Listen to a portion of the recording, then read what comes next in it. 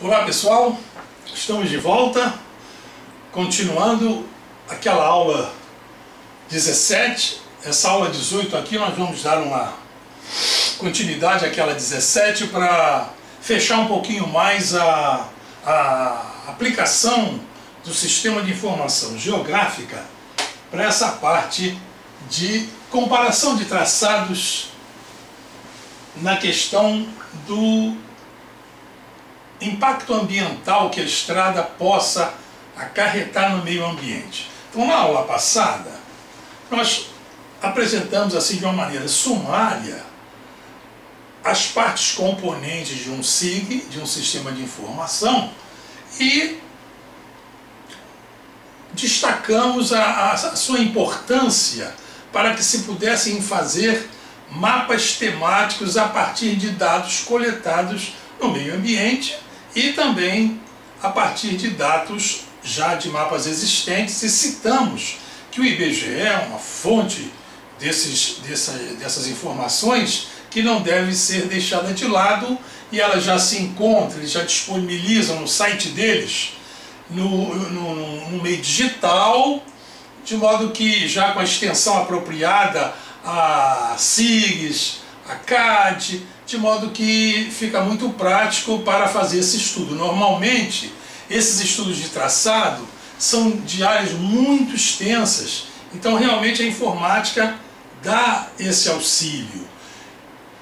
As cartas que o IBGE disponibiliza na escala 1 para 250 mil, então pegam um conjunto muito grande das áreas cobertas por aquelas cartas topográficas 1 a 50 mil, que nós já vínhamos usando no nosso estudo do traçado para que fôssemos escolher, né, a faixa de terreno que melhor se adequasse.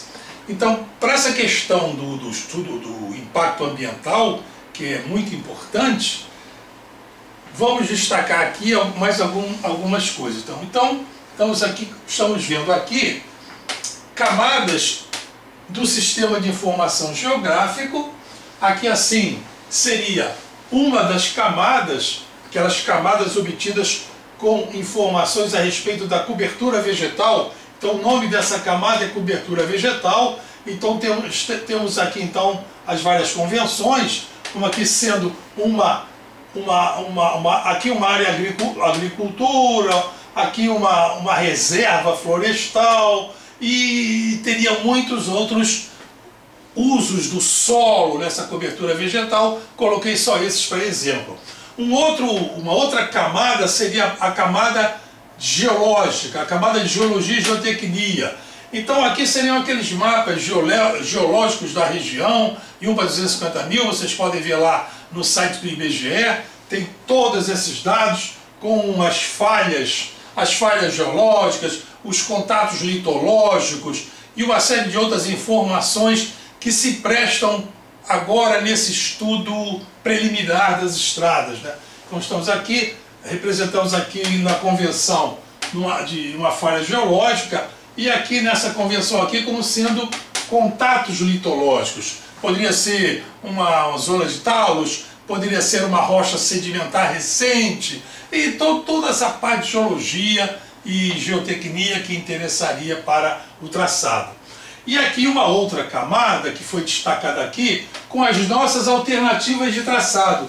Então aquelas polilinhas que nós determinamos lá com o auxílio do AutoCAD, e elas já digitalizadas, nós então destacamos-las em uma única camada, em um único layer, tendo aqui as várias rodovias e as várias ferrovias, né? No mínimo 3 rodovias, no mínimo 3 ferrovias, como o DENIT preconiza. Então essas camadas todas já estão aqui, e tudo georreferenciado. Eu procurei botar aqui essas linhas verde aqui, como se fossem assim umas hastes, que uma camada pode se acoplar na outra. Isso é possível tendo-se um sistema de coordenadas único em todos esses layers. E eles então podem se acoplar, se justapor, se sobrepor perfeitamente porque é um único sistema de coordenadas dado por latitudes e longitudes, por uma projeção cartográfica qualquer. Então nós estamos vendo aqui, por exemplo, que nós temos, imagina aqui, é como nós estamos querendo ver então qual seria o impacto da estrada, o impacto dessas estradas, desse layer, na cobertura vegetal, nas estruturas geológicas da região, por exemplo, né? Então nós, imaginando que aqui fosse, vamos supor assim, pela teoria dos conjuntos, aqui um conjunto A, aqui um conjunto B, e essas alternativas um conjunto C. Então, na realidade, os sistemas de informação geográfica, eles têm ali têm capacidade de análise, usando, né, essa teoria dos conjuntos, eles aplicam a álgebra relacional, o cálculo relacional, que pode então fazer todas essas operações com conjuntos de interseção, de união, de subtração. Então nessa parte aqui, nós vamos querer então saber qual é a interseção entre esses três conjuntos aqui. O conjunto A, o conjunto B e esse conjunto C. Então lá no SIG usa-se lá uma linguagem de computação chamada SQL, é uma linguagem padrão de consulta, S de Standard Query Language, uma linguagem padrão de consulta, e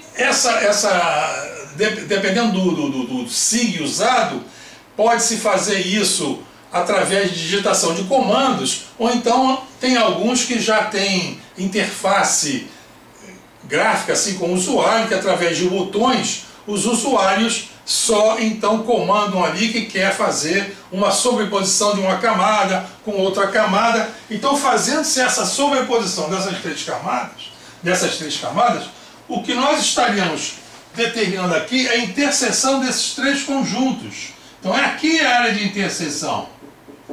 Então, a interseção de A, B e C está aqui.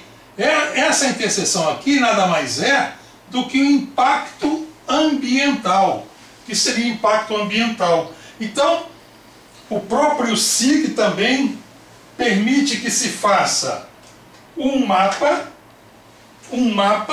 outro mapa, uma outra camada única e que mostra aqui, por exemplo. Então, por exemplo, vendo-se assim, olhando-se em conjunto, embora ao longo do estudo nós tenhamos estado atentos para nos livrar de armadilhas geológicas, armadilhas assim, procurar não fazer interseções, não passar perto de áreas urbanas, interseção com cidades, mas às vezes não tem jeito. Chegou um ponto que não dá, então tem que administrar aquilo. E vai ser então um jogo, né? Ou isso ou aquilo, o que é que dá menos prejuízo para o ambiente, isso vai ser então depois discutido. Então aqui, por exemplo, nós estamos vendo assim, não sei se dá para ver nessa escala. Tínhamos aqui então uma rodovia, essa rodovia 1, que vinha por aqui, e essa rodovia corta essa reserva florestal. Ela corta essa reserva florestal. Uma alternativa para fugir dessa reserva florestal seria fazer essa outra rodovia 2. Essa rodovia 2, imaginemos que tenha sido uma área montanhosa, uma área que ali tenha que ser vencida através de um túnel, e nós vemos que ela coincide com uma falha geológica. Então ali aquela falha geológica não é um local apropriado para se colocar uma estrada, fazer túneis ali. Então é preciso então ver o que dá menos prejuízo, se é ficar naquela falha geológica ou se é cortar aqui essa reserva florestal. E a mesma coisa aqui nesses contatos litológicos, né? Então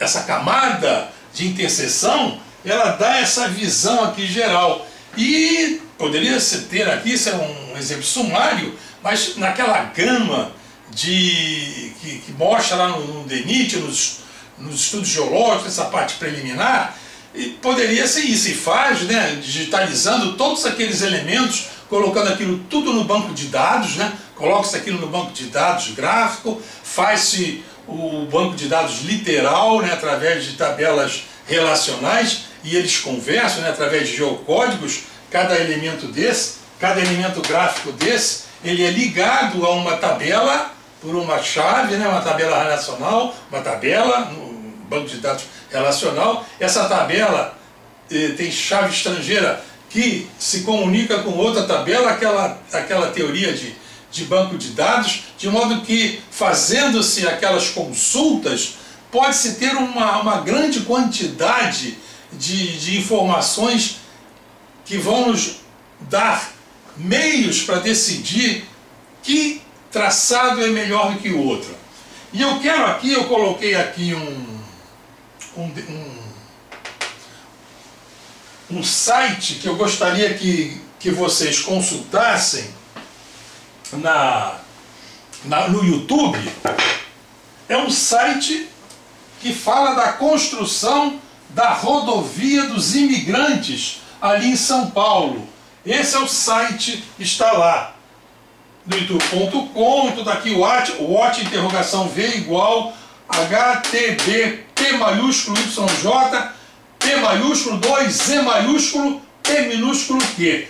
Esse é o site. Então lá nesse vídeo que trata da construção da rodovia dos imigrantes, agora há pouco, é um show de engenharia, é um show de como se deve tratar o meio ambiente, como se deve conciliar a estrada com o meio ambiente. Então aparece lá uma situação como essa.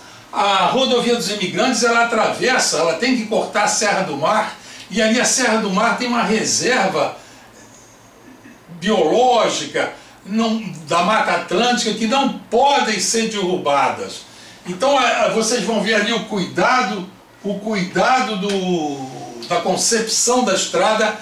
Venceu-se essa parte da Serra do Mar por uma série de viadutos e túneis. Então, em vez de desmatar, cortando árvores, prejudicando os mananciais, procurou-se então fazer uma solução aérea e subterrânea. Uma série de viadutos, uns 4 viadutos, uns 3 túneis, e de modo que aquela parte, aquele santuário ali da natureza ficou praticamente intacto, ficou pouco minimizado.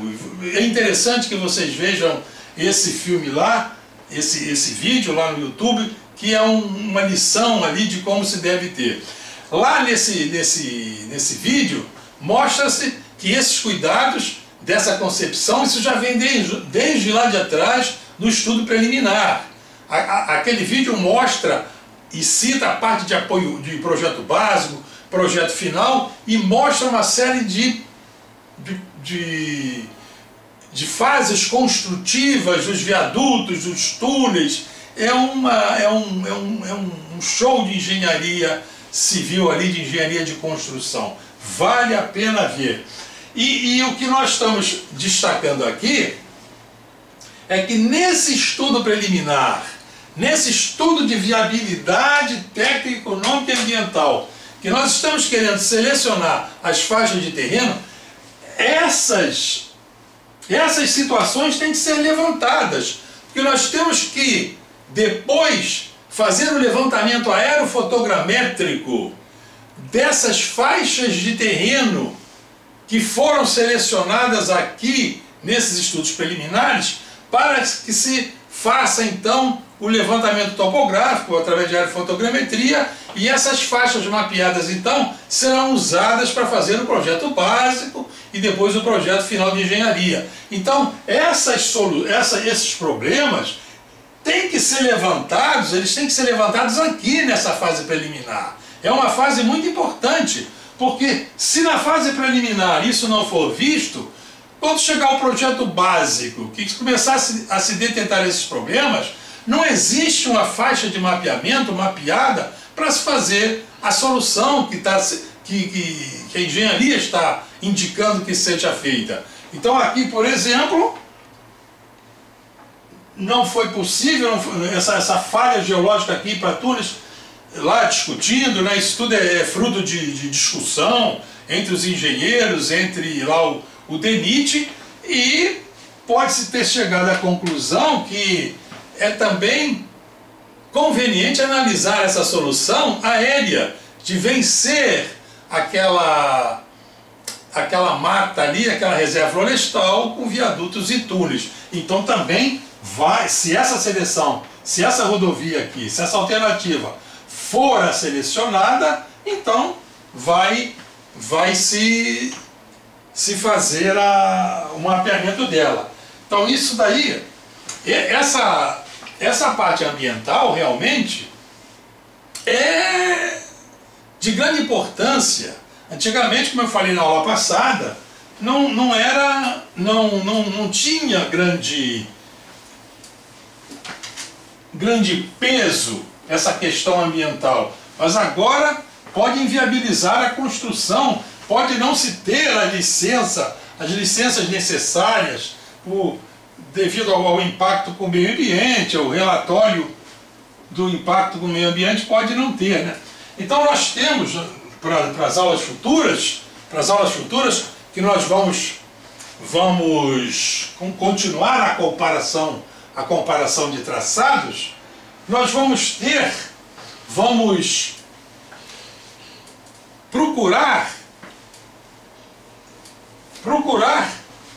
procurar indicadores técnicos de modo que seja mais, assim, tire o caráter subjetivo da análise. Então, por exemplo, nessa questão ambiental, um traçado passa por essa ou aquela situação de cobertura vegetal, geológica, não sei o quê, o outro passa por outras situações. Então, como é que se pode achar um denominador comum?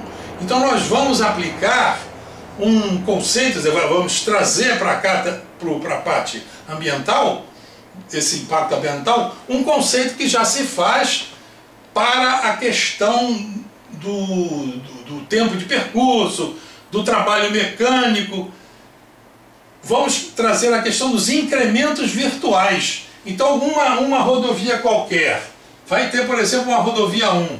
Essa rodovia 1, ela atravessa florestas, atravessa mananciais. Então ela tem um determinado comprimento ali do estaqueamento. Ela tem um determinado comprimento, um comprimento do real, chamar assim um comprimento real. Está aqui, né?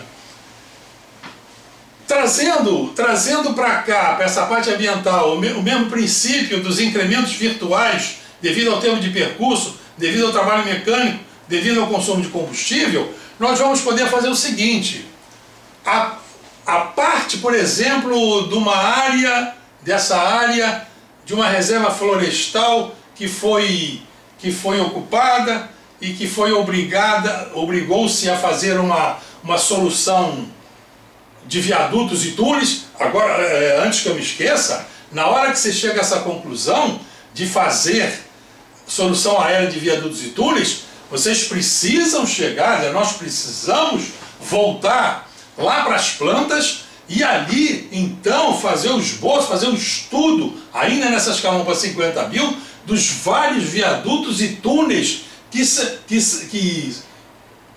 que percorrerão, que atravessarão ali aquela reserva florestal, outra qualquer. Quer dizer, continuam aquelas aproximações sucessivas. Então, esses túneis e viadutos, eles vão minimizar o efeito causado pela rodovia ou pela ferrovia nesse meio ambiente, mas ficará algum resíduo.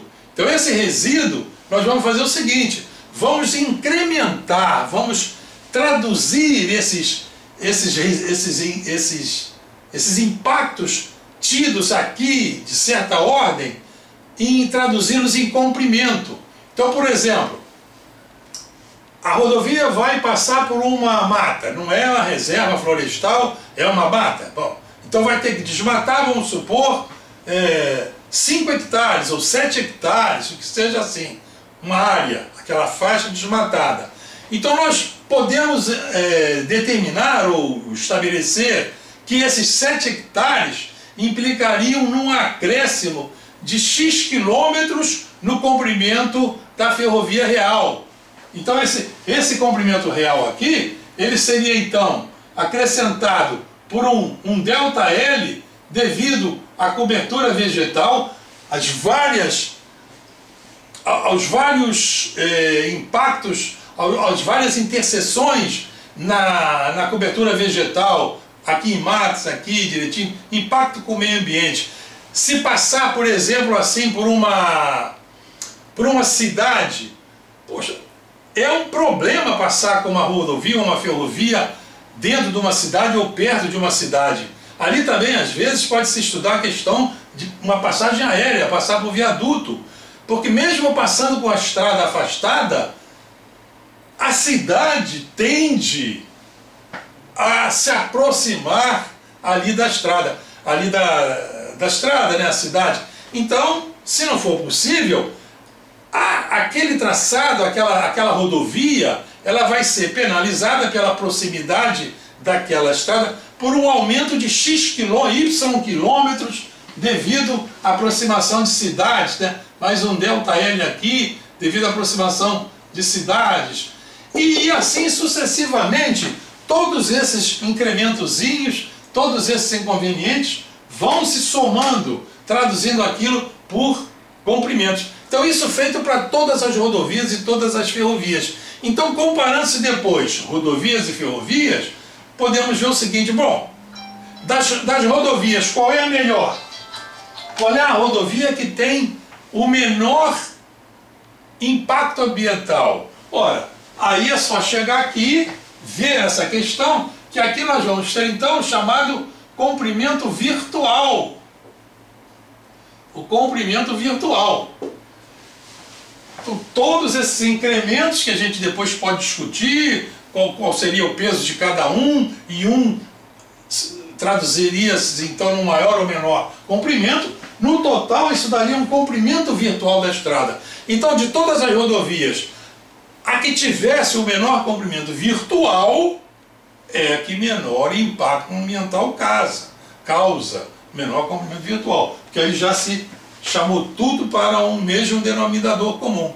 Então vamos assim, nas próximas aulas, começar a enveredar por esses caminhos dos incrementos virtuais, para que nós possamos fazer a compensação dos traçados. Então vamos ter incrementos virtuais devido ao impacto ambiental, comprimento virtual devido ao tempo de percurso, que ele é bem pesado para a questão de transporte de passageiros. Os passageiros são muito sensíveis ao tempo de percurso, mas na carga já não. Na carga esse tempo de percurso não é tão valorizado quanto ao de passageiros, mas o trabalho mecânico, o trabalho de deslocar aquela carga, então vamos ver os incrementos virtuais devido ao trabalho mecânico e também depois devido ao consumo de combustível.